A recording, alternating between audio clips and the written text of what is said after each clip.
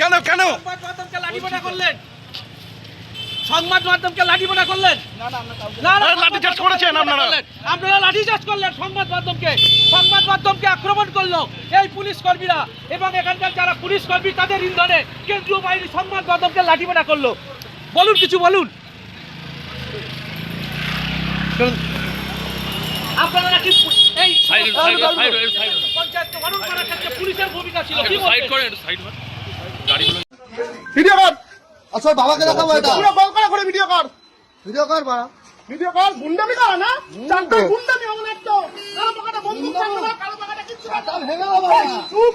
এরা আসতে ভদ্রভাবে চলবি, ভদ্রভাবে চলবি। চারটা মেয়েরা, চারটা ছেলেরা যেন ভদ্রভাবে যার যাতায়াত করতে পারে। তোদের মতো গুন্ডারা, রাজবাড়ির মতো গুন্ডারা যেন ওপেনলি ভোট করতে না পারে কাউকে।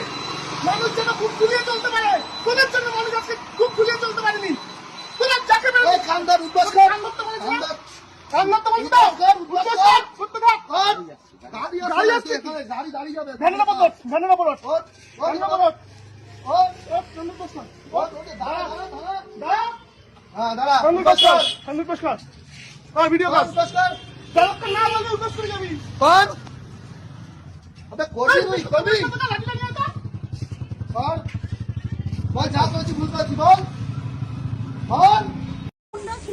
আপনারা বাইরে যান দুজন বাইরে যান, অথবা লাইনটা আমি ছাড়বো ছিল না। ওরা কি করে এখন আর পুজো দেব? তো লাইন লাইনটা ছিল, ছাড়বো না আমি, অথবা দাঁড়িয়ে থাকবেন। লাইন তো রেখেছিল, এরকম কি লাইনটা ব্যবহার? ছাড়বো না। আমরা আপনারা তো ভিডিও দেখলাম করবেন, ওখানে যা দাঁড়িয়ে খুশি ছিল। করবেন আরে করুন। সেই যে স্কুলটা আছে ওর মাঝে আপনারা প্রথম থেকে তো মাঝখান দিয়ে দেখেননি। ঢোকানো যাবে না। আর যে এত লোক ঢুকে যাচ্ছে আপনারা মাঝখান কাউকে দিয়ে দেখতে কেউ পাচ্ছেন ঢুকছে না। না। হ্যাঁ ঢুকছে, কেউ ওই ঢুকছে যে না। ঢুকছে, ওখানে আমরা মুখ দেখতে দাঁড়িয়ে নেই ওখানে। আপনারা দেখতে পাবেন না তো? সাইডে এগোন, পরে কথা বলবেন, আগে সাইডে বেরোন। বেরোবো না।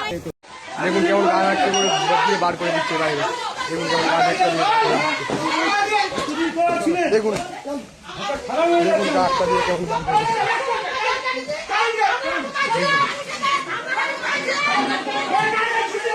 কেমন গা হাঁটটা দিয়ে বের করে দিচ্ছে। পুলিশ আসল চোর, পুলিশ আসল চোর, পুলিশ আসল চোর, এতদিন আসল চোর, পুলিশ এতদিন কোথায় ছিল? চোরের টাকা খাচ্ছে।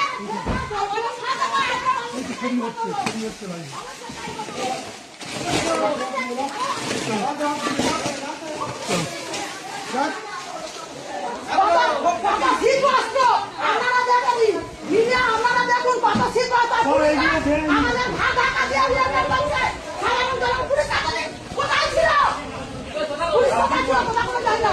পুলিশ কোথায় ছিল? আপনারা দেখেন, আপনারা দেখুন, আপনারা সব ভিডিও করুন,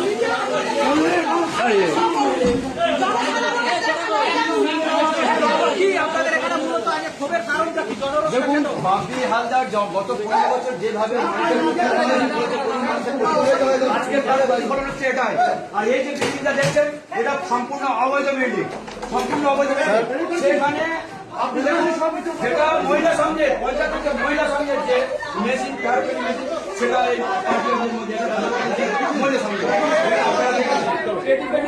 সেখানে বসিয়ে চালাচালি করতো। পুলিশ কোথায় ছিল?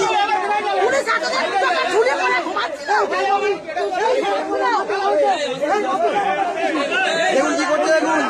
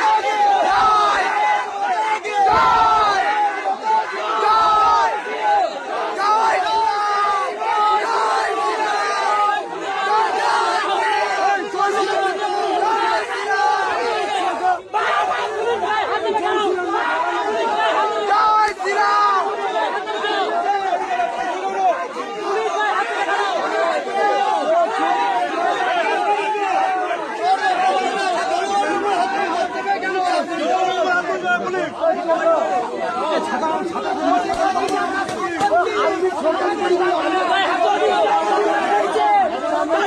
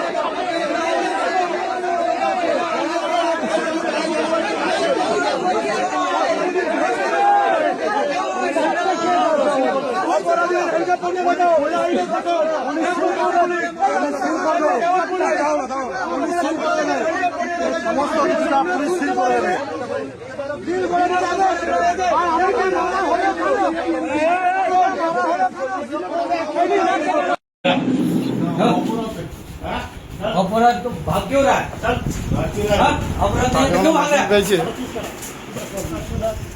হ্যাঁ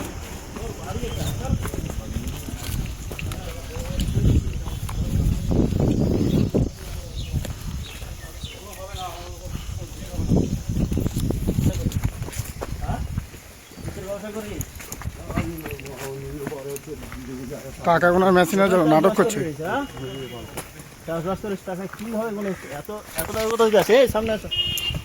সামনে আসো। টাকা গোনার মেশিন আপনার ঘরে কোথা থেকে এলো? আপনার ঘরে টাকা গোনার মেশিন কোথা থেকে এলো? আপনি কি ব্যবসা করেন? গাঁজা? না না তাহলে কি ব্যবসা করেন? আপনার ঘর থেকে টাকা গোনার মেশিন উদ্ধার হয়েছে। কি কাজে লাগে টাকা গোনার মেশিন আপনার? স্যার আগে আমি টিচার করতাম স্যার, জমি জায়গা চাষবাস করতাম স্যার। তার জন্য টাকা গোনার মেশিন লাগে? কত টাকা ইনকাম আপনার মাসিক? আমি ওটা ঠিক জানি না স্যার। আচ্ছা, আপনি কোথা থেকে কিনেছিলেন টাকা গোনার মেশিন? আমি জানি না স্যার।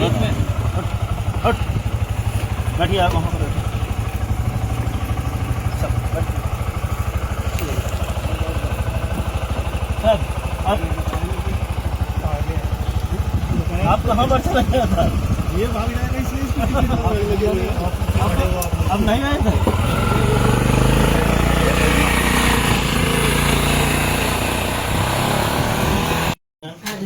কাণ্ড দেখো, টাকা গোনার মেশিন কে মা, কি কাণ্ড।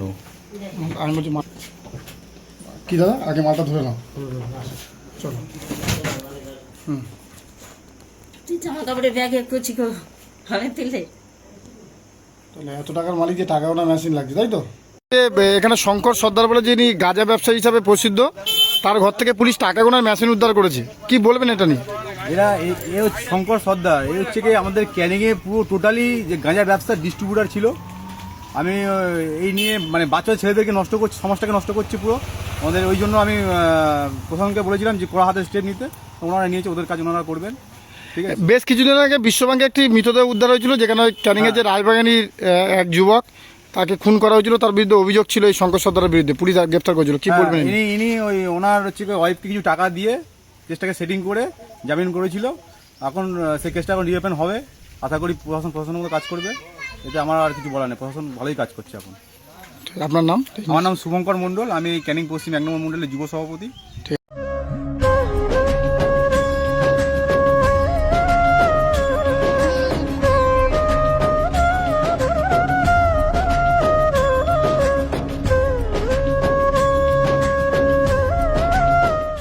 চোরের সাক্ষী মাতাল দিতে এসছে, চোর ছিল তার সাক্ষী মাতাল অভিষেক দিতে এসছে।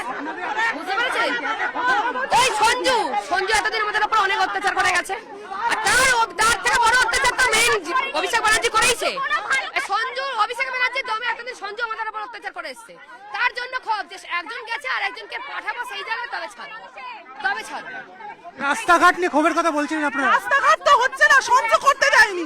সঞ্জুর বক্তব্য ছিল আমিও ভোগ করতে পারবো না, তোমরাও ভোগ করতে পারবে। 20 বছর ধরে রাস্তার এই অবস্থা কেন, কিসের জন্য বলুন? উত্তর দিন, আপনার কাছে উত্তর আছে? আপনি সবাইকে অশান্তিতে রেখে নিজে শান্তি নিকেতনে রয়েছেন।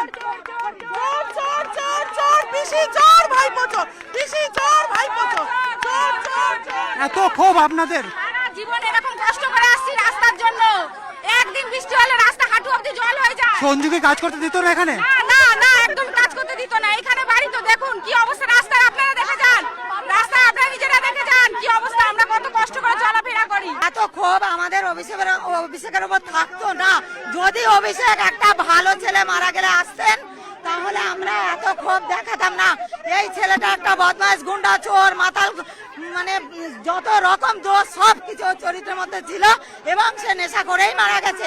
অথচ এই তৃণমূল পার্টি এবং তার কাউন্সিলর এই অভিষেকের কাছে মিথ্যা গল্প বানিয়ে আজকে সে যাচাই না করে এত দূর পর্যন্ত ছুটে এসছে একটা বদমাশ ছেলের জন্য। এটা আমরা কিছুতেই মানতে, আর এই তার সর্বনাশের সমস্ত কিছু আমাদের ঘাড়ে চাপিয়ে দিয়ে তারা এখনো আমাদের অত্যাচার চালিয়ে নেওয়ার চেষ্টা এবং তাদের গুন্ডারাজ এখনো চালিয়ে যাওয়ার চেষ্টা।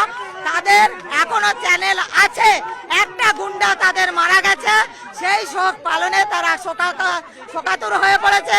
আরো কত গুন্ডা যাতে ওদের মারা না যায় সেই জন্য সেই গুন্ডা বাঁচানোর জন্য, সেই গুন্ডার মরার দোষ আমাদের ঘাড়ে চাপানোর জন্য এত দূর পর্যন্ত অফিসে এই পরিস্থিতিতে এসেছে। আমরা যখন রাস্তা প্রথম তাকে বাধা সৃষ্টি করি, তারপরেও তার উচিত ছিল ফিরে যাওয়া, কিন্তু তিনি সব কিছু উপেক্ষা করে আমাদেরকে উপেক্ষা করে সেই চোরের সঙ্গে চোর ফ্যামিলিকে বাঁচানোর জন্য আবার এত দূরে ছুটে এসছে। এই চোরটা ক্ষমা করা যায় না। এই ছেলেটা ক্রিমিনাল, এই রাস্তায় একটা আমাদের রাস্তা করতে দেয়নি, জানেন? রাস্তা কেন করতে দেয়? ও ক্রিমিনাল, তৃণমূলের দাদা, তৃণমূলের দাদা, তৃণমূলের চোর। আর কি বলবো? কাউন্সিলর কাছে যেতেন তো রাস্তা দরবার। আমি তো 10 বার গেছি, আমি তো করি এখানে লিডিংটা আমি করি, আমি 10 বার করে অ্যাপ্লিকেশন দিয়েছি, এখানকার লোকালের দিয়েছি, এ করতে দেয়নি। এই জল দিতে দেয়নি, জল দিতে দেয়নি, এর আলো দিতে দেয়নি। আর কি বলবো আপনাকে? এটা ক্রিমিনাল ছেলে, এ মরে গেছে, আমাদের কোনো শোক নেই। পাড়ার ছেলে মরে গেছে, আমাদের কোনো শোক নেই। আমাদের নূতন মন্ত্রী হয়েছে শুভেন্দু অধিকারী, আমি দিঘার ছেলে, উনি যদি এসছে আমাদের দয়া করে দেয় তাতেই খুশি। এতদিন কোনো কাজ হয়নি এলাকায়? হয়নি কোনো কাজ। দেখুন আপনি, দেখুন, আরে একে কেউ মারেনি, একে ঈশ্বর তুলে নিয়েছে, ভগবান তুলে নিয়েছে। রাস্তাঘাট করতে দেয়নি, মানুষকে ভয় দেখিয়েছে, বলেছে মানুষকে মেরে দেবো, বলেছে ভোটের রেজাল্টের পরে এই এলাকার সব মানুষকে গুলি করে মারবো। এমনি ওকে ঈশ্বর তুলে নিয়েছে, প্রচন্ড অত্যাচারী। ও নিজে আতঙ্কে মরেছে, আতঙ্কে, জনগণের আতঙ্কে, পাপের ভয়ে, পাপ তুলে নিয়েছে। কাউন্সিলর রাস্তা করতে দিচ্ছে না, কোনো রাস্তা করতে দিচ্ছে না, লাইট ফাইট কোনো লাগাতে দিচ্ছে না, তৃণমূল থেকে করছে না। আপনারা লক্ষ্মী ভান্ডার পান তো? আমি বললাম না, আমি পাই না। আপনি পাবেন কি করে? আপনি তো সরকারি চাকরি করেন। আমি বললাম আমি করি না, কিন্তু সবাই যদি পায় তাহলে। বলছে সরকারি চাকরি করেন, ওই নিয়ে সন্তুষ্ট থাকুন। তোর বাবা দিয়েছিল সরকারি চাকরি, নিজের যোগ্যতায় পেয়েছি, পড়াশোনা শিখেছি, নিজের যোগ্যতায় পেয়েছি। ওই বাবলার অনিদা বস আছে 1 নম্বরের চোর।